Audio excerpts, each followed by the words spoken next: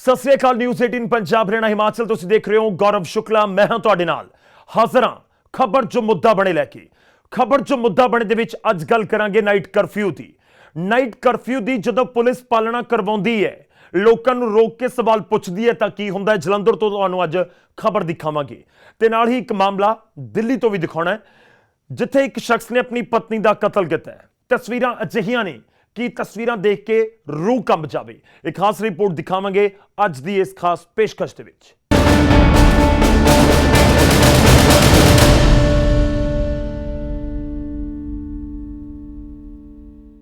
शुरुआत night curfew तो ही करन जा रहे हैं। कोरोना का हवाला दे के पंजाब सरकार ने नाइट कर्फ्यू लगाया होया, पर जलंधर च कर्फ्यू की उलंघना करन तो रोकना एक थाणा मुखी नूं महंगा पै गया। पूरा मामला की है, रिपोर्ट देखो।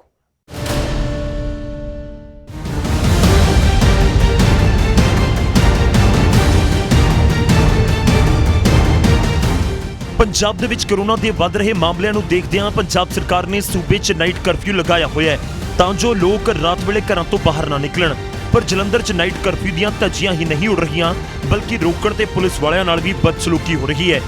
जलंधर दे थाणा भार्गव दे मुखी मॉडल टाउन दे विच नाका लगाए होए सन कि देर रात कुछ कार सवार नौजवान आए, जिन्हां नूं जदों नाके ते रोकिया गया तो उन्हां ना सिर्फ थाणा मुखी नाल बदसलूकी कीती, बल्कि कुੱਟਮਾਰ करके वर्दी पाड़न दे भी इल्जाम ने।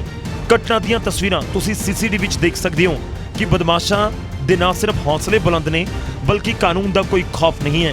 थाणा मुखी भगवंत सिंह ने दस्सिया कि बदमाशां ने उन्हां दे गनमैन दी AK-47 भी खोण दी कोशिश की।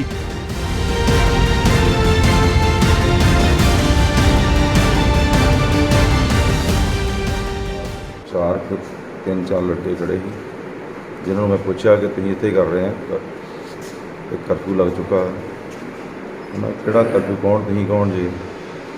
वो चुक मैं कहता मैं नेवी अफसर हाँ, तुहाडी जिद्दां मजदूर था मैनू इत्थे रोकण दी जां भेजण दी। मैं कहा साडी ड्यूटी आ, तुसीं इत्थे करदे। इत्थे गल करदे उन्हें गल ही हो जा रही तो जो एक लड़के ने मेरे जिहड़ा नक्क दे जोर दी कसून मारता, लगातार दूजे ने 2-3 कसून जिहड़े जड़ते, उन्हें जो अपना खून फ्लड आउण लग पिया। मैं थल्ले नूं थोड़ा हो गया। मुड़ के मेरे इत्थे नालदियां ने सारे रल के किते कसून नुकसान गोडे गाडे मेरी छाती च इत्थे काफ़ी मेरे उन्होंने मेरे ते हमला कर दिता। मेरे उधर घटना की इतला मिलते ही ड्यूटी ते तैनात ACP ट्रैफिक भी मौके ते पहुंचे और जख्मी थाणा मुखी नूं हस्पताल पहुंचाया गया। इस मामले च करड़े एक्शन का भरोसा दिता जा रहा है। कोई पब्लिक के बंदे से उन्होंने गल पै गए, उन्होंने कहा कि तुम कर्फ्यू लगा रहे हो, क्यों बाहर फिरते हो? वो उन्होंने गल पै गए। वो फिर इमीडिएटली फिर मैं वो फिर लैके इत्थे आ गए जी। इत्थे आके फिर असीं सारे उन्होंने मैडिकल वगैरह कराया, सारा कुछ कराया। तो बाकी जी सब जी कर सर जानकारी अनुसार ये भी पता लगा कि उन्होंने भुल्लर साहब की वर्दी से भी हथ पाया गया। हाँ हाँ सारा ਜਿਹੜੇ जो भी उन्होंने किसी ने किया ਉਹਦੇ according to law will take action against the culprit. जिक्र खास है कि बेशक सरकार ने कोरोना का हवाला दे के नाइट कर्फ्यू लगाया होया है, पर ज्यादातर शहरों के विच नाइट कर्फ्यू की ना सिर्फ उलंघना होंदी है, बल्कि पुलिस दे वल्लों रोकण ते की हुंदा है वो इस खबर ने साफ कर दिता है। जलंधर तो सुरिंदर कंबोज, न्यूज़ 18 पंजाब।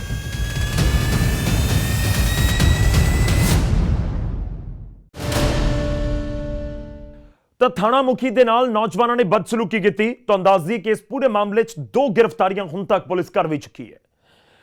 उधर राजधानी दिल्ली दे विच एक शख्स ने दिन दिहाड़े अपनी पत्नी नूं मौत दे घाट उतार दिता। सरे बाजार चाकुआं दे नाल कई वार किते गए, पर महिला दी मदद दे लई कोई भी अगे नहीं आया।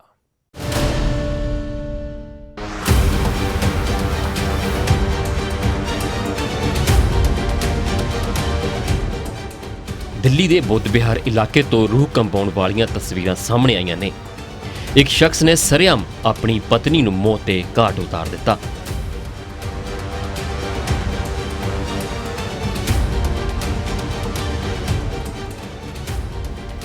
राहगीरां चों कोई भी उसकी मदद लई अगे ना आया।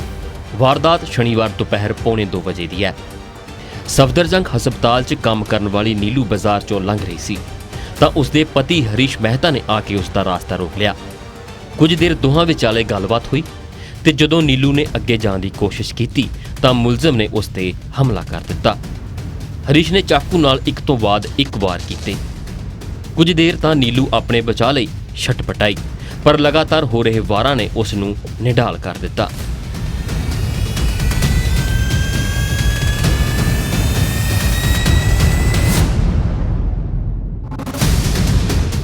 ਨੀਲੂ ਦੇ ਸਰੀਰ 'ਚ ਹਰਕਤ ਬੰਦ ਹੋਣ ਤੋਂ ਬਾਅਦ ਵੀ ਇਸ ਦਰਿੰਦੇ ਦਾ ਮਨ ਨਹੀਂ ਭਰਿਆ ਤੇ ਲਗਾਤਾਰ ਵਾਰ ਤੇ ਵਾਰ ਕਰਦਾ ਰਿਹਾ।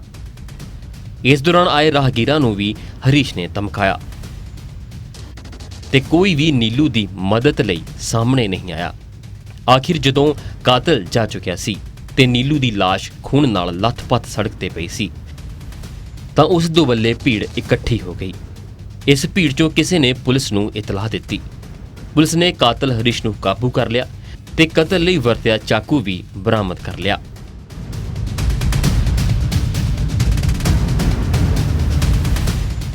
ਚਾਲੀ ਸਾਲ ਹਰੀਸ਼ ਦਾ ਕੁਝ ਸਮਾਂ ਪਹਿਲਾਂ ਹੀ ਨੀਲੂ ਨਾਲ ਵਿਆਹ ਹੋਇਆ ਸੀ।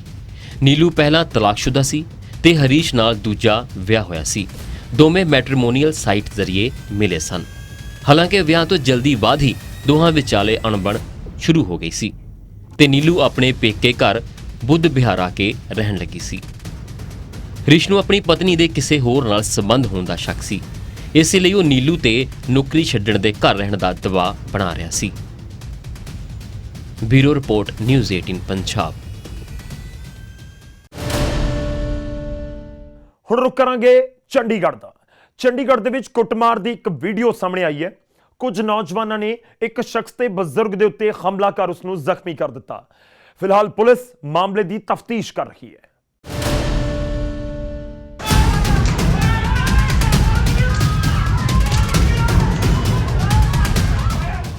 ਮੁਹੱਲੇ 'ਚ ਜ਼ਬਰਦਸਤ ਝੜਪ, ਲਾਠੀ ਡੰਡਿਆਂ ਨਾਲ ਵਾਰ।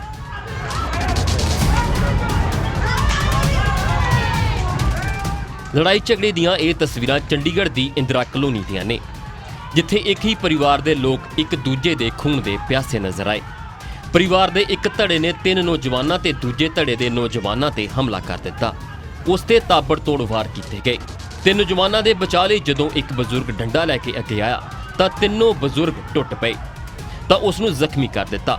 ਬਜ਼ੁਰਗ ਦੀ ਹਾਲਤ ਦੇਖ ਕੇ ਮੁਹੱਲੇ ਵਾਸੀ ਅੱਗੇ ਆਏ ਤੇ ਝਗੜਾ ਖਤਮ ਕਰਵਾਇਆ।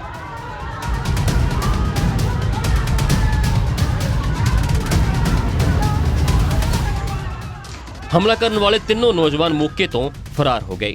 ਜ਼ਖਮੀ ਸ਼ਖਸ ਅਤੇ ਬਜ਼ੁਰਗ ਨੂੰ ਹਸਪਤਾਲ 'ਚ ਭਰਤੀ ਕਰਵਾਇਆ ਗਿਆ ਤੇ ਪੁਲਿਸ ਨੂੰ ਸੂਚਿਤ ਕੀਤਾ ਗਿਆ। ਫਿਲਹਾਲ ਪੁਲਿਸ ਮਾਮਲਾ ਦਰਜ ਕਰਕੇ ਜਾਂਚ ਵਿੱਚ ਜੁਟ ਗਈ ਹੈ।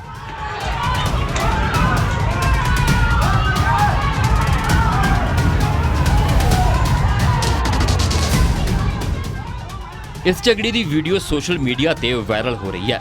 ਦੱਸਿਆ ਜਾ ਰਿਹਾ ਹੈ ਕਿ ਇਹ ਕੁੱਟਮਾਰ ਕਰਨ ਵਾਲੇ ਅਤੇ ਪੀੜਤ ਦੋਵੇਂ ਧਿਰਾਂ ਦੇ ਲੋਕ ਆਪਸ 'ਚ ਕਰੀਬੀ ਰਿਸ਼ਤੇਦਾਰ ਨੇ ਅਤੇ ਆਏ ਦਿਨ ਦੋਹਾਂ ਪੱਖਾਂ ਦੇ ਲੋਕਾਂ ਵਿਚਾਲੇ ਤਣਾਅ ਦੇਖਣ ਨੂੰ ਮਿਲਦਾ ਹੀ ਰਹਿੰਦਾ ਹੈ।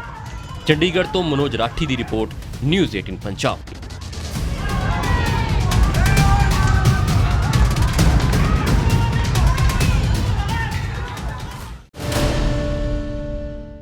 ਹੁਣ ਅਗਲੀ ਖਬਰ ਪਟਿਆਲਾ ਤੋਂ ਹੈ, ਜਿੱਥੇ ਜ਼ਮੀਨੀ ਵਿਵਾਦ ਦੇ ਵਿੱਚ ਫਾਇਰਿੰਗ ਹੋ ਗਈ। ਗੋਲੀ ਲੱਗਣ ਦੇ ਨਾਲ ਇੱਕ ਮਹਿਲਾ ਅਤੇ ਉਸ ਦਾ ਭਰਾ ਜ਼ਖਮੀ ਹੋ ਗਿਆ। ਫਾਇਰਿੰਗ ਦਾ ਇਲਜ਼ਾਮ ਦੋਵਾਂ ਦੇ ਚਚੇਰੇ ਭਰਾ ਦੇ ਉੱਤੇ ਹੀ ਲੱਗਿਆ ਹੈ। ਜ਼ਮੀਨੀ ਵਿਵਾਦ ਦੇ ਵਿੱਚ ਫਾਇਰਿੰਗ, ਚਚੇਰੇ ਭਰਾ ਨੇ ਚਲਾਈਆਂ ਗੋਲੀਆਂ, ਹਮਲੇ 'ਚ ਭਰਾ ਤੇ ਭੈਣ ਜ਼ਖਮੀ।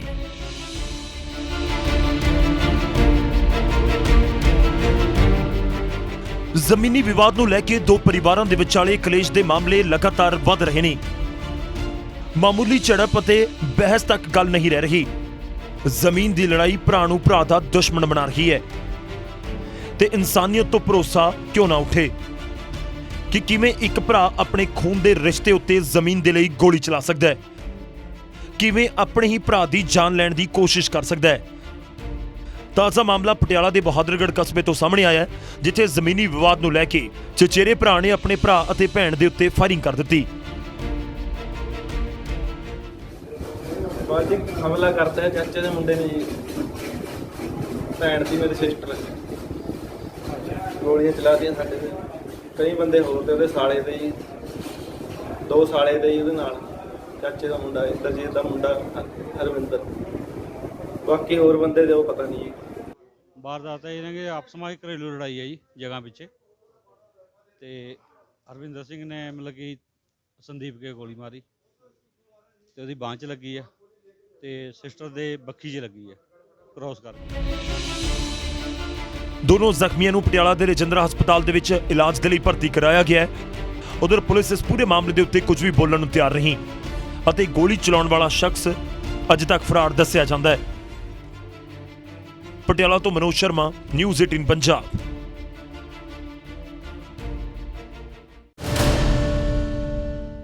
ਉਧਰ ਅੰਮ੍ਰਿਤਸਰ ਦੇ ਵਿੱਚ ਲੁੱਟ ਦੀਆਂ ਲਾਈਵ ਤਸਵੀਰਾਂ ਸਾਹਮਣੇ ਆਈਆਂ ਨੇ, ਜਿਨ੍ਹਾਂ ਨੂੰ ਦੇਖ ਕੇ ਤੁਸੀਂ ਸੜਕ ਦੇ ਉੱਤੇ ਕਾਰ ਲੈ ਕੇ ਨਿਕਲਣ ਤੋਂ ਪਹਿਲਾਂ 100 ਵਾਰ ਸੋਚੋਗੇ ਕਿ ਜਾਈਏ ਜਾਂ ਨਾ। ਮਜੀਠਾ ਰੋਡ ਦੇ ਉੱਤੇ ਹਥਿਆਰਾਂ ਦੇ ਨਾਲ ਲੈਸ 3 ਲੁਟੇਰਿਆਂ ਨੇ ਇੱਕ ਨੌਜਵਾਨ ਤੋਂ ਕਾਰ ਖੋਹ ਲਈ ਅਤੇ ਉਸ ਦੀ ਕਾਰ ਦੇ ਵਿੱਚ ਬੈਠ ਕੇ ਫਰਾਰ ਹੋ ਗਏ।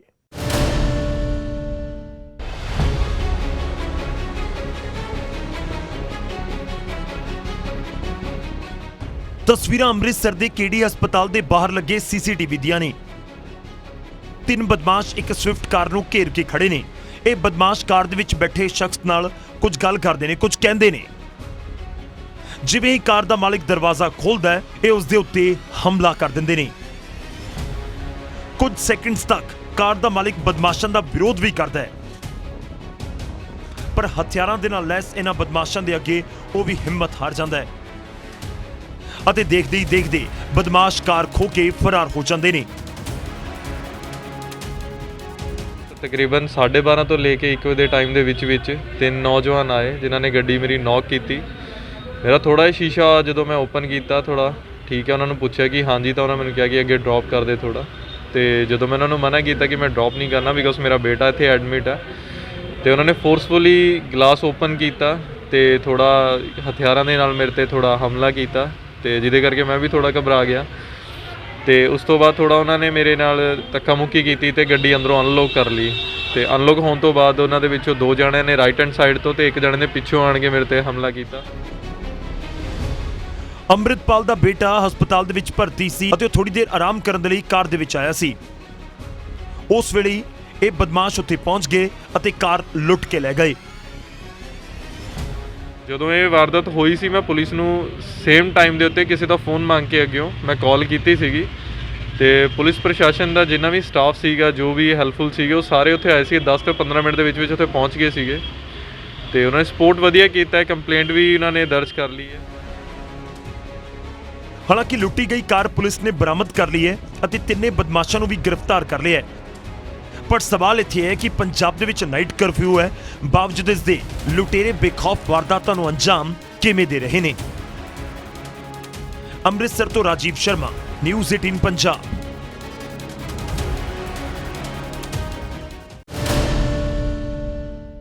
ਹੁਣ ਇੱਕ ਖਬਰ ਪਾਣੀਪਤ ਤੋਂ, ਜਿੱਥੇ ਪੁਜਾਰੀ ਦੇ ਬੇਟੇ ਦੇ ਉੱਤੇ ਗੰਭੀਰ ਇਲਜ਼ਾਮ ਲੱਗੇ ਨੇ। ਇਲਜ਼ਾਮ ਹੈ ਕਿ ਉਸਨੇ ਘਰ ਦੀ ਨੌਕਰਾਨੀ ਦੇ ਨਾਲ ਝੂਠਾ ਵਿਆਹ ਕੀਤਾ ਅਤੇ ਉਸ ਦੇ ਨਾਲ 6 ਸਾਲ ਤੱਕ ਸਰੀਰਕ ਸ਼ੋਸ਼ਣ ਕਰਦਾ ਰਿਹਾ।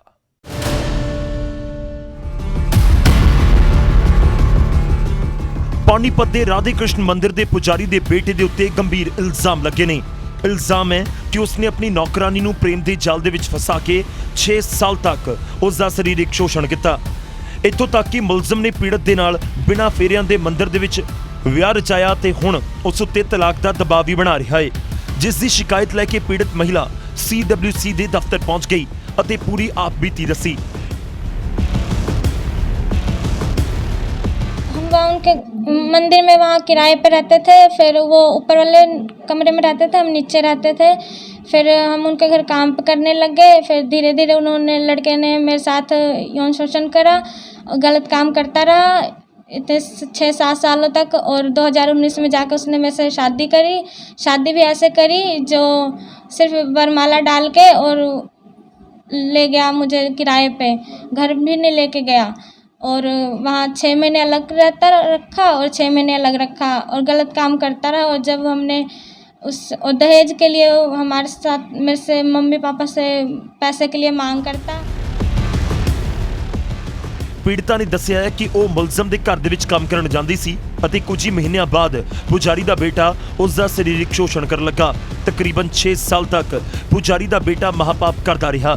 ਬਾਅਦ ਦੇ ਵਿੱਚ ਸਾਲ 2019 ਦੇ ਵਿੱਚ ਦੋਵਾਂ ਨੇ ਵਿਆਹ ਕਰ ਲਿਆ ਅਤੇ ਵਿਆਹ ਤੋਂ ਬਾਅਦ 6 ਮਹੀਨੇ ਤੱਕ ਉਸ ਨੂੰ ਇੱਕ ਕਿਰਾਏ ਦੇ ਮਕਾਨ ਦੇ ਵਿੱਚ ਰੱਖਿਆ ਅਤੇ ਫਿਰ ਉਸ ਤੋਂ ਬਾਅਦ ਬਾਰ-ਬਾਰ ਉਸ ਦੇ ਮਾਤਾ-ਪਿਤਾ ਤੋਂ ਦਹੇਜ ਦੇ ਨਾਮ ਦੇ ਉੱਤੇ ਪੈਸਿਆਂ ਦੀ ਮੰਗ ਕਰਦਾ ਰਿਹਾ। ਜਦੋਂ ਉਹਨਾਂ ਦੇ ਕੋਲ ਪੈਸੇ ਖਤਮ ਹੋ ਗਏ ਤਾਂ ਉਸ ਉੱਤੇ ਤਲਾਕ ਦਾ ਦਬਾਅ ਬਣਾਇਆ ਜਾਣ ਲੱਗਿਆ। कोई शादी नहीं की गई, कोई फेरे नहीं हुए और बच्ची के साथ 6 महीने एक अलग किराए के मकान में लेके रहता रहा, 6 महीने एक लगा के रखता।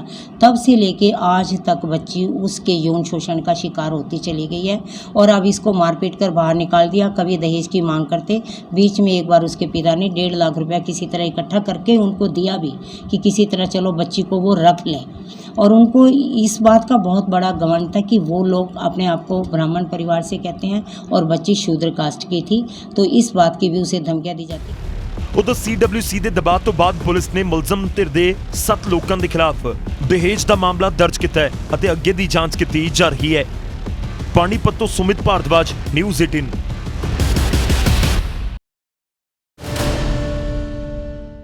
ਖਬਰ ਜੋ ਮੁੱਦਾ ਬਣੇ ਦੇ ਵਿੱਚ ਅੱਜ ਦੇ ਲਈ ਨਹੀਂ, ਇਜਾਜ਼ਤ ਦਿਓ, ਧੰਨਵਾਦ।